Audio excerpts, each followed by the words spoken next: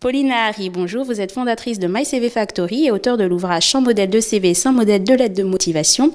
C'est quoi les règles d'or d'un bon CV? Alors, les règles d'or, on va dire qu'il y a 2 points clés dans un CV. D'abord, le contenu, qui va générer vraiment de l'intérêt avec des chiffres, avec un contenu très concret, très chiffré, qui va donner finalement des éléments extrêmement détaillés et qui va donner envie au recruteur de rencontrer la personne. Et le deuxième point, ça va être le design, l'esthétique. Est-ce que le candidat a fait l'effort de générer une présentation intéressante, d'avoir les informations où on les attend, quelque chose de lisible, de clair. Et c'est vraiment ces deux éléments-là qui devraient déclencher une candidature, un entretien et une rencontre. Alors, quelles sont les erreurs classiques qu'on rencontre et qu'il faudrait éviter? Donc sur le contenu, d'abord, on va avoir un contenu extrêmement vague, c'est-à-dire qu'on va avoir un candidat qui va nous dire création d'un événement ou création d'un blog ou des choses comme ça.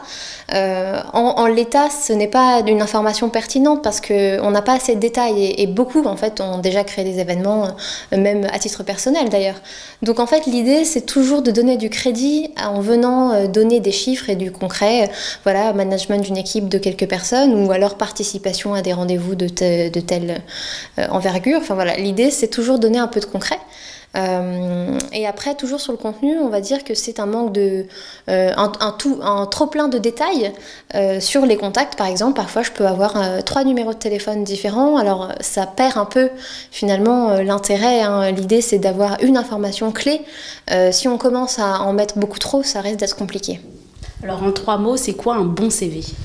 En 3 mots c'est un CV qui va déclencher le coup de cœur.